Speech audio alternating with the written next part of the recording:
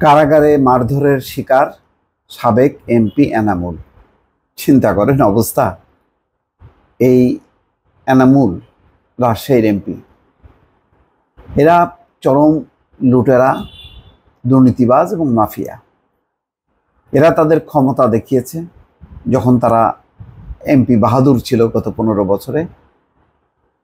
এখন তাদের অবস্থা এমন যে কারাগারে ঢুকানোর পরেও সেখানেও তারা নিরাপদ না, বন্দিরা ঝাঁপিয়ে পড়ছে তাদের উপর। তেমনই একটি পরিস্থিতির শিকার হয়েছে এই এমপি এনামুল। খবরে বলা হচ্ছে রাজশাহী কেন্দ্রীয় কারাগারে মারধরের শিকার হয়েছেন রাজশাহী 4 বাগমারা আসনের সাবেক এমপি এনামুল হক। বুধবার সন্ধ্যায় কারা অভ্যন্তরে এই ঘটনা ঘটে। ঘটনার পর আহত অবস্থায় তাকে রাজশাহী মেডিকেল কলেজ হাসপাতালে নিয়ে চিকিৎসা দেওয়া হয়। হাসপাতালের দায়িত্বরত ইমার্জেন্সি মেডিকেল অফিসার ডাক্তার জাহিদুল ইসলাম বলেন, এনামুল হকের মাথা ও কপালের ডান পাশে জখম ছিল। সন্ধ্যার পর তাকে কারারক্ষীরা হাসপাতালে নিয়ে আসেন। প্রাথমিক চিকিৎসা শেষে আবারও কারাগারে নেওয়া হয়েছে। কারাগারে বন্দীরা তাকে মারধর করেছেন বলে আমাদের জানানো হয়েছে। এই বিষয়ে জানতে চাইলে রাজশাহী কেন্দ্রীয় কারাগারের সিনিয়র জেল সুপার রত্না রায়কে বেশ কয়েকবার কল দিলেও তিনি ফোন রিসিভ করেননি। তবে ডিআইজি প্রিজন কামাল হোসেন বলেন, এনামুল হক অসুস্থ বলে শুনেছি, এ কারণে তাকে হাসপাতালে নিয়ে যাওয়া হয়। তাকে মারধর হয়েছে কিনা জানা নেই। এনামুল হক নবম, দশম ও একাদশ জাতীয় সংসদ নির্বাচনে আওয়ামী লীগের মনোনয়নে রাজশাহী 4 আসনের এমপি নির্বাচিত হন। দ্বাদশ জাতীয় সংসদ নির্বাচনে দলীয় মনোনয়ন না পেয়ে স্বতন্ত্র প্রার্থী হয়ে নৌকার প্রার্থী আবুল কালাম আজাদের কাছে পরাজিত হন। গত 5ই আগস্ট বাগমারায় ছাত্র জনতার উপর হামলার ঘটনায় একাধিক মামলা হয় এনা গ্রুপের চেয়ারম্যান এনামুল হকের বিরুদ্ধে। এবং গত 16ই সেপ্টেম্বর এনামুল হককে রাজধানীর আদাবর থেকে গ্রেপ্তার করে র‍্যাব 5। গত 23শে সেপ্টেম্বর তাকে আদালতের মাধ্যমে কারাগারে প্রেরণ করা হবে। কিন্তু আদালতে প্রেরণ করলে লাভটা কি?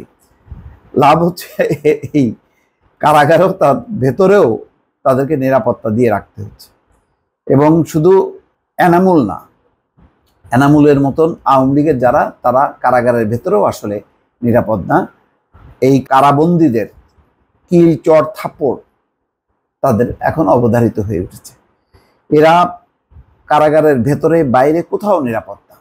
গত 15 বছরে এদের দস্যুপনা, এদের দুষ্কর্ম, এদের ক্ষমতার অপব্যবহার এবং এদের মাফিয়া হওয়ার যেই প্রবণতা, এবং এদের হাতে এত পরিমাণ মানুষ অত্যাচারিত হয়েছে, যেই অত্যাচারের কথা মানুষের এখন মুখে মুখে আছে।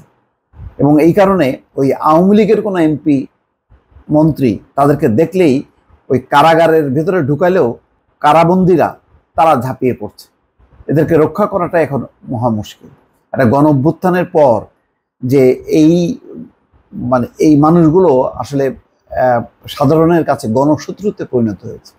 এরা রাস্তাঘাটে প্রকাশ্যে এদেরকে ছেড়ে দেওয়া হলেও এরা নিরাপদে হাঁটতে পারে না। কারাগারে আটক করলে আদালতের যেই চিত্র দেখেছেন, আদালতেও কিল, চট, থাপ্পড় খাচ্ছে, পচা ডিম তাদের উপর নিক্ষিপ্ত হচ্ছে। কারাগারের ভিতরেও বন্দীরা তাদের উপর ঝাঁপিয়ে পড়ছে। এই হচ্ছে আওয়ামী লীগের নেতা এমপিদের এখন অবস্থা। দর্শক ভালো থাকবেন, আল্লাহ হাফেজ।